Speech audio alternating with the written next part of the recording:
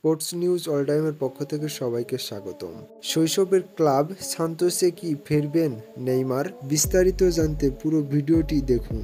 Saudi Pro League club Al হিলালের সঙ্গে চুক্তি শেষ হবে 2025 সালে। শৈশবের ক্লাব সান্তোসে ফিরতে চাচ্ছেন ব্রাজিলিয়ান তারকা নেইমার, এমন খবর প্রকাশ করেছে বেশ কিছু গণমাধ্যম। 32 পেরোনো তারকা বর্তমানে চোটের কারণে খেলার বাহিরে রয়েছেন। লিগামেন্ট ক্ষতিগ্রস্ত হয়ে পূর্ণবাসে থাকা ফরোয়ার্ড সম্প্রতি সান্তোসের খেলা দেখতে গিয়েছিলেন। কোপেন্তো পাউলিস্তা ফাইনালের পালমেইরাসকে হারিয়ে যেতে নেইমারের সাবেক দল বিশেষ অতিথি হিসেবে সেই ম্যাচ দেখেন নেইমার। খেলা শেষে সান্তোসদের খেলোয়াড়দের সঙ্গে মিশে ভক্তদের অভিবাদনে জবাব দিতে দেখা যায় নেইমারকে। পরে ক্লাব কর্তারা ব্রাজিলিয়ান গণমাধ্যম নিশ্চিত করেন ব্রাজিলের সর্বকালের সর্বোচ্চ গোলদাতা তার ছোটবেলার ক্লাবে ফেরার প্রতিশ্রুতি দিয়েছেন। গণমাধ্যমের খবর, নেইমার সান্তোসকে জানিয়েছেন সৌদি ক্লাবের সাথে চুক্তি শেষ হলে সান্তোসে ফিরবেন তিনি।